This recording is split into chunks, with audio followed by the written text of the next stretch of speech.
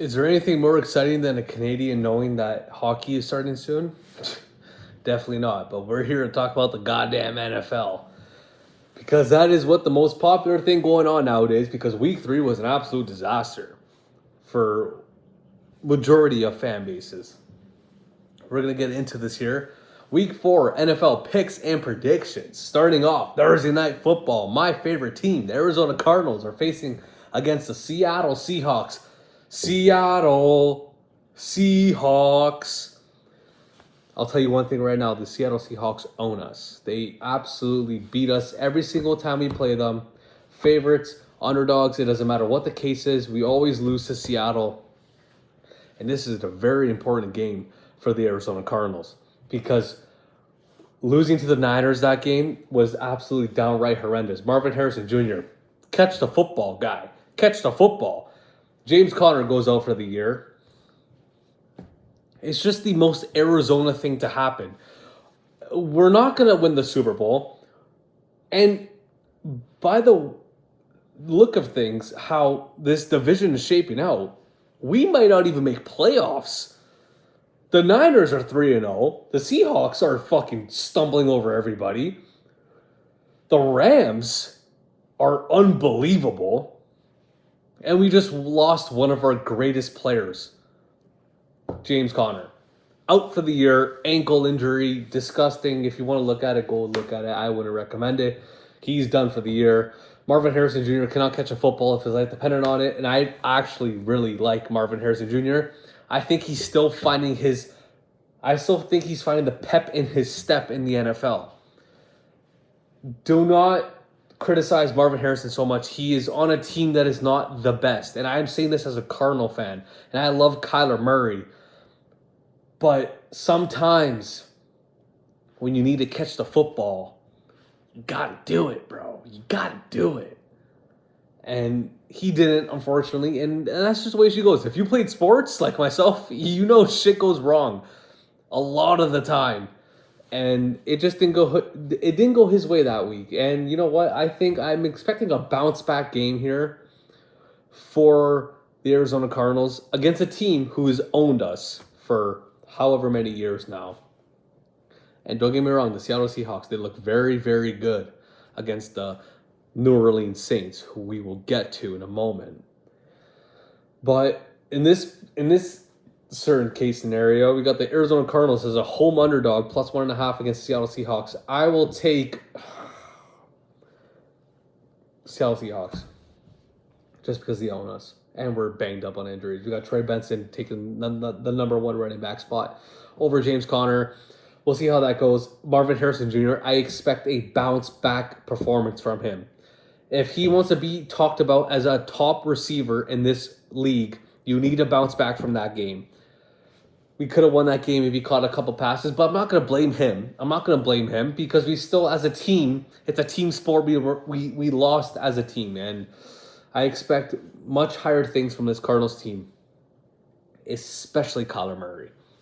I love Kyler Murray, but I just cannot. Sometimes it's just like he's almost there, but then he steps back, and it drives me crazy as a fan.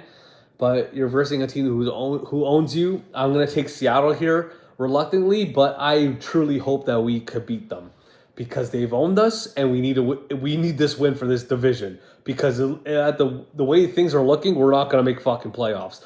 By the way the Rams are playing, or the way the Seahawks are playing, or even the Niners somehow are 3-0. Moving on, we're going down to Dublin, Ireland, out of all places in the world. The NFL loves to play games all over the world, at any moment, at any time, on any day, because we need the most viewership, we need the most revenue, because we're the NFL. Anyways, we're in Dublin, Ireland here with the Vegas. Pittsburgh Steelers taking on the Minnesota Vikings, led by Carson Wentz and Aaron the Game Rodgers, who happens to be my favorite quarterback ever. That's just me. You have a different opinion. That's fine. Carson Wentz put up a 40-something burger over the goddamn Cincinnati Bengals, who are an absolute disaster. And we'll also get to the fucking Bengals, too, because they're a mess. Anyways, Pittsburgh's considered a home underdog here in Ireland. I think this is just a a point spread based off recent biasy. I think that the Vikings are favored here just because of what they did to the Bengals. I think the Steelers here are the play. I think that Aaron Rodgers, hopefully he travels well. Don't get me wrong. He's an old man. He's not old. He's 41, but in sports terms, that's old. And I really hope that the Steelers and Aaron Rodgers, just based off my feelings towards him as my favorite quarterback, I think he has enough to get the job done against Carson Wentz. He knows the scenario. He knows what's going on. He knows that he cannot lose to the Vikings. Doesn't matter where they are. Even if they were in Heinz Field, I think that the Steelers still win this football game. So give me the Steelers there. And then we're moving on to this game here, where I think that the Eagles should be 2-1 right now, but currently they're 3-0 because of that disastrous return on the kick, the field goal where they ran for the touchdown and somehow ended up covering the spread against the Rams when they absolutely should have lost that game 10 times out of 10. And then you got the Buccaneers, who almost slipped away a fucking victory against the New York Football Jets. That was a crazy football game. And I think that the Buccaneers here cover the spread because they have owned the Eagles, playoffs included, keep in mind, recently. And I trust in Baker Mayfield. People want to talk shit about Baker Mayfield because what he did with the Cleveland Browns when he got drafted there. Like, he was a disaster, but then he goes to the fucking Rams, and then he was on, I don't know if it was the Jaguars or he was on another team for a minute, but man, this guy is doing something here with the Buccaneers. And Mike Evans, I hope he plays this game. I know he walked off the field with a hamstring injury potentially, but in the same breath, Chris Godwin comes back. So if you got Ibuka and Chris Godwin, potentially Mike Evans, man, you have a chance to beat the Eagles. I think they do. Plus 3.5, give me the fucking Buccaneers. Moving on to New Orleans Saints. Who dat? Buffalo Bills at home, minus 16.5. What is this? Penn State? What is this? Clemson? What is this? Fucking Georgia versus Army in college? Like 16.5 point spread at home. What are we dealing with here? Like, this is a disaster. No science needed. Buffalo Bills cover the spread because the New Orleans Saints absolutely stink. Cleveland Browns taking on the Detroit Lions. The Detroit Lions just absolutely fucking walked into Baltimore, cooked Lamar Jackson, put him in a blender. And I love Lamar Jackson. I'm a big fan of his. But, man, that team just got absolutely walked on by the Detroit Lions. And now they're at home facing a team who does not travel well. Don't get me wrong. They played the Green Bay Packers well, the Cleveland Browns. But they don't travel well.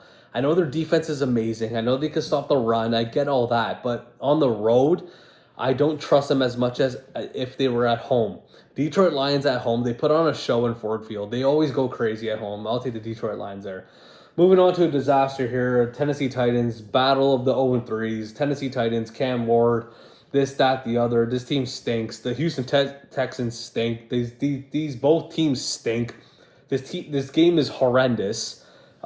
Texans are minus 7.5. That tells you enough about the Titans, how bad they are. In a divisional game, I'll take the Titans there. Moving on to another dumpster fire. Well, one team's a dumpster fire. The other team's actually a contender. Los Angeles Chargers minus 6.5 in New York against the New York Football Giants, led by an old elephant, Russell Wilson.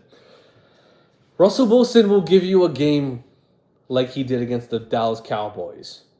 He'll put up these an insane amount of yards, touchdowns, this, that, the other. And then he goes into Kansas City and then lays an egg.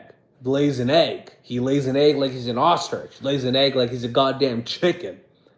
Russell Wilson is not the answer to the New York Football Giants. You drafted Jackson Dart. Play the kid. Play him. Let him develop. You might as well start now because you know damn well you're not making playoffs. Why would you not start the guy you drafted? You know Russell Wilson's not the answer. He's an old elephant. He already has a Super Bowl. He's on the back nine of his career. Why are we starting Russell Wilson still, Dable, as a quarterback in New York football? I just don't understand. And by the way, New York football teams, Giants, Jets, 0-6 combined. That's New York football for you. I mean, what do you do here? Giants at home, I think they do enough to cover the spread. I know it sounds crazy, but the Chargers probably went off a field goal. Moving on, Washington Commanders, aka the Washington No Names, aka change your name back to the Redskins, against Atlanta Falcons, who just absolutely put up a donut against one of the worst fucking offensive teams in the league, Carolina Panthers. They lost 30-0. And there's an old rule in the NFL when you get blown out, specifically losing without scoring a point, the team bounces back and wins. I'm just going to go based off that rule. I believe in it, to be honest. Speaking personally from a person who has played sports and lost to teams that they shouldn't have lost to, I think the Falcons bounce back. And then moving on to the team that just laid a 30-piece on the Atlanta Falcons, Carolina Panthers, plus 5.5 over the New England Patriots. I'm sorry, huh? New England Patriots are favored by 5.5 by a touchdown without the PAT at home against the Carolina Panthers. I don't think the Patriots should be favored over anybody in this football league. I think this is going based off recency bias. I think that what the Patriots almost beat the Steelers without that touchdown late in the game. I think this game should be a minus 1.5 for the New England Patriots. Give me the Panthers. Moving on to one of the hottest teams in the league, Daniel Jones led Indianapolis Colts, taking on the Rams, who had just faced a heartbreaker against the reigning defending champions, the Philadelphia Eagles. Rams minus 3.5, 10 times out of 10, twice on Sundays.